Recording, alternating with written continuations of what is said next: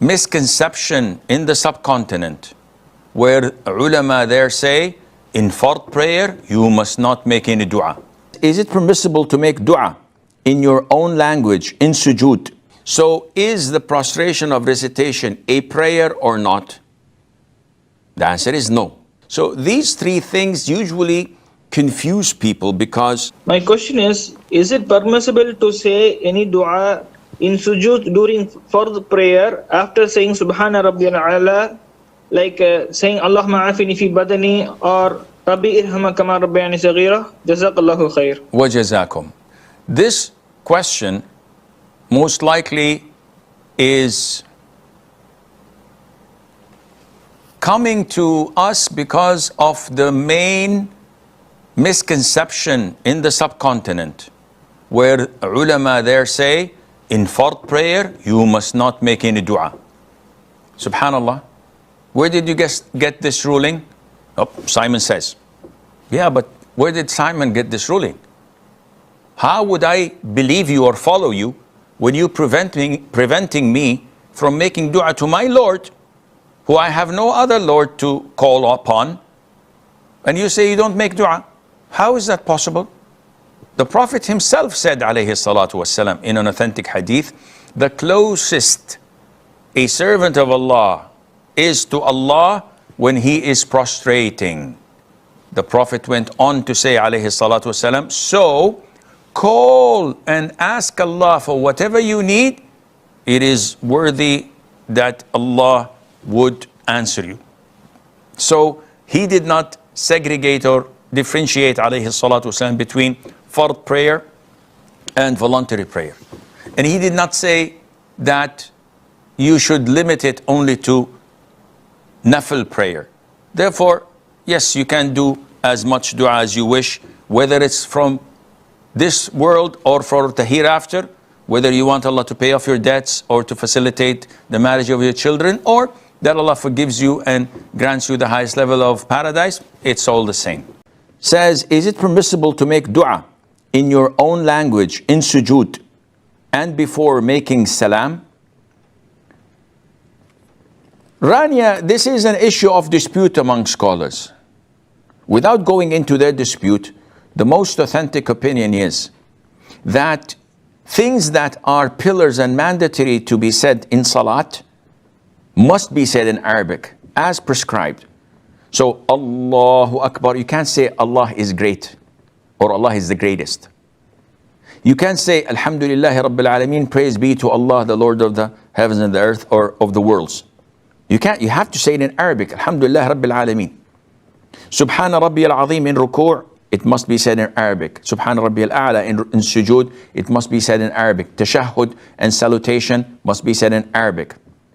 But things that are voluntary, sunnah, not prescribed, the most authentic opinion is, if you do not know how to say it in Arabic, so I'd like to say, oh Allah, cure my son's illness. I don't know how to say it in Arabic. I'm not good in Arabic. Oh Allah, pay off my debts. I don't know how to say it in Arabic. In this case, you can say it in your native language. But if you know how to say Allahumma shfi maridi in Arabic, but yet you decide to say, oh Allah, cure my sick, then this is not permissible, and Allah Azza wa Jal knows best. When I'm praying and I prolong my du'as in sujood for a long time in my native language, I happen to forget whether it's my first or second rak'ah. But I can clearly remember, I forget whether it's my first or second sujood, sorry. But I can clearly remember whether it's my first or second rak'ah or third or fourth. So what should I do in this situation when I forget whether it's my first or second sujood? Jazakallahu khairan. Wa jazak. So Brother Hamza, I think, is asking that when he prolongs the sujood, he forgets whether it's his first or second sajda. Akhi, if this is happening all the time, I highly recommend that you do not prolong your sajda. Why? To maintain the format of the salat and avoid forgetting things in it and disconnect the road for Shaytan to distract you, this is a priority. Ammar ibn Yasir once, may Allah be pleased with him and with his father, prayed Sunnah prayer. And he was fast. So his companions said to him, after he finished, you were fast in prayer. So he looked at them and said, did I miss any of the pillars or the mandatory acts? They said, no, you did not do anything as such.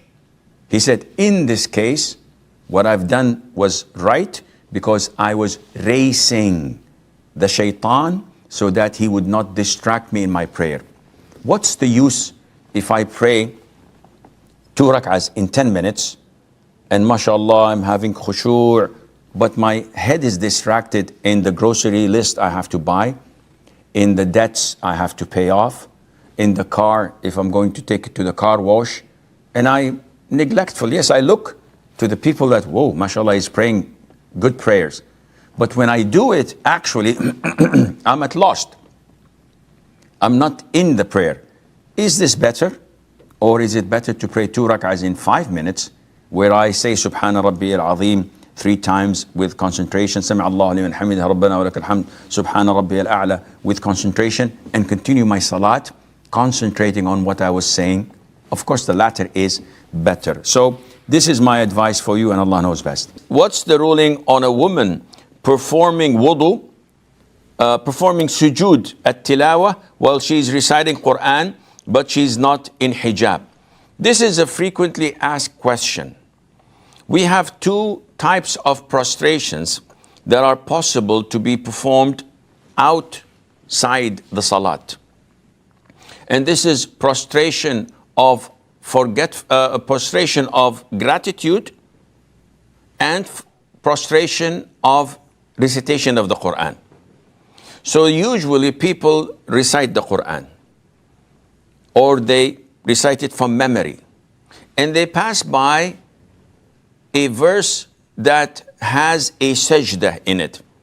Like for example, at the end of Surah An-Najm, فَاسْجُدُوا لِلَّهِ وَاعْبُدُوا. The sunnah is to say Allahu Akbar and prostrate, saying Subhana Rabbi Al-A'la 3 times, and then you rise up from it. Now, the question is, if a woman was reciting the Quran and she was not covering her head, can she offer it or not? And I'll add 2 things from my side. Number 1, if she wasn't covering her head, is that okay? If she was wearing revealing clothes, is that okay? If a man was wearing shorts, can he offer prostration? Number 2, if a person was not in the state of purity, he was not in wudu. Number 3, if a person was not in the direction of the qibla, can he prostrate to another direction other than the qibla? So these 3 things usually confuse people, because when I'm prostrating, am I praying or not? Well, technically speaking, prayer is inaugurated by takbir, Allahu Akbar, included by salam, Assalamu alaikum wa rahmatullah, Assalamu alaikum wa rahmatullah. And in between, specific phrases and actions are performed with the intention of prayer. So is the prostration of recitation a prayer or not? The answer is no, it is not a prayer. Hence, you do not require to face the qibla, you do not require to be in the state of wudu, and you do not require to cover your awrah. So to answer your question, Hassan, it is permissible for a woman to prostrate for the tilawah, even if she's not wearing the hijab.